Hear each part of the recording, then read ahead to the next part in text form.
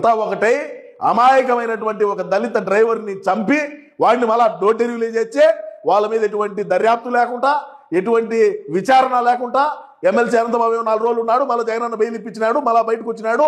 బయటికి ఏ విధంగా వచ్చినాడో చూడు, వాడు ఏమి సేవ చేసి జైలుకు పోయినట్టు, మరి ఆ సేవలను గుర్తించి బెయిల్ ఇచ్చినట్టు అంత బకోడిగాళ్ళు అంత బేకారి పనులు చేసి ఈ రోజు మాట్లాడతారు ఈ రోజు ఈ పోలీసు అధికారులు. అదేవిధంగా మొత్తం వారి దర్శకత్వంలోనే అంట కేసు విచారణ అప్పటి ఎస్పీ రవీంద్రనాథ్ బాబు ఏలూరు ఐజీగా పనిచేసిన పాలరాజు పర్యవేక్షణలోనే సాగింది.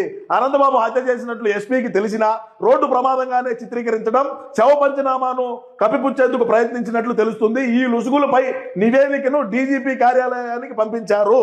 చెప్పండి, శవ పంచనామా చేశారు, పంచనామాను కప్పిపుచ్చేందుకు ఏ విధంగా ఏమి చేసినారని చెప్పి రాండి, ఇప్పుడు మొత్తం అన్ని బయటికి పెట్టండి. ఢిల్లీలో అనంతబాబు కేసు విచారణ నవంబర్ 30లోగా పూర్తి చేయాలని సుప్రీంకోర్టు ఆదేశించడంతో అనంతబాబు శుక్రవారం అజ్ఞాతంలోకి వెళ్ళిపోయారు. ఢిల్లీలో ఉన్నట్లు ఇంటెలిజెన్స్ అధికారులు గుర్తించినారంట. కేసు విషయమై న్యాయ నిపుణులు నేతలు ఆశ్రయిస్తున్నట్లు తెలుస్తోంది. ఆయన భార్య లక్ష్మీ దుర్గా కొన్ని రోజులుగా పరారీలోనే ఉన్నారు. ఆమె హైకోర్టులో ముందస్తు బెయిల్ దరఖాస్తు చేశారు. ఎందుకు చేస్తారు ముందస్తు బెయిల్? ఏమవసరం? ఏంది ఇది? ఏమినా కూడా నేను ఒకటే చెప్తా, చేతులు ఎత్తి పోలీసు వాళ్ళకు మీరు ఇష్ట ప్రకారం ఎవడు దారేపోయే దాని చెప్పినాడని లేకంటే ఇంకొకటి చెప్పినాడని చెప్పి మీరు వాళ్ళ దగ్గర మార్కులు వేసుకోవాలని చెప్పి పోతే బతుకులు ఈ విధంగానే తగలబడతాయి. అర్థమైందా? బతుకులు ఈ విధంగానే తగలబడతాయి. అమాయకుడైనటువంటి ఒక దళిత బిడ్డ చనిపోతే ఏ విధమైనటువంటి న్యాయం చేశారా మీరు అని రాష్ట్రంలో ఉండేటువంటి ప్రజానికం అనుకునేటువంటి పరిస్థితి గతంలో ఖచ్చితంగా అనుకున్నారు. ఈరోజు వేటు ఎవరి మీద పడింది? ఎమ్మెల్సీ అనంతబాబు ఏమో ఎక్కడికో పోయినాడు అజ్ఞాతంలోకి, వాళ్ళ భార్య కనపడకుండా పోయింది పరారీ.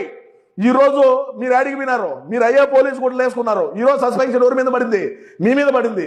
ప్రజానికం మీ గురించి ఏమనుకుంటారో అనేది ఒకసారి ఆలోచన చేసుకొని కొద్దిగా మౌతాది మీరు తాకుండా మీరు ప్రజలు పన్నులు కట్టినటువంటి డబ్బులతో జీతభత్యాలు తీసుకొని మీ కుటుంబాలను పోషిస్తారని చెప్పేది ఒకసారి ఆలోచన చేసుకోమని తెలియజేసుకుంటూ, ఏది ఏమైనప్పటికీ కూడా ఎమ్మెల్సీ చేసినటువంటి లంగా బఫూన్ హౌలే డకాయిట్ పని ఏదైతే ఉండదో ఖచ్చితంగా న్యాయ వ్యవస్థ ఖచ్చితంగా ఎమ్మెల్సీ అనంతబాబుకి శిక్ష పడుతుంది. ఎందుకంటే ఎవడు కూడా తప్పు చేసేవాడు ఈ బుద్ధు తిరగొచ్చు, రేపు మొన్నాడట ఖచ్చితంగా లోపలికి పోయే రోజులు అతి త్వరలోనే ఉంటాయని కూడా నేను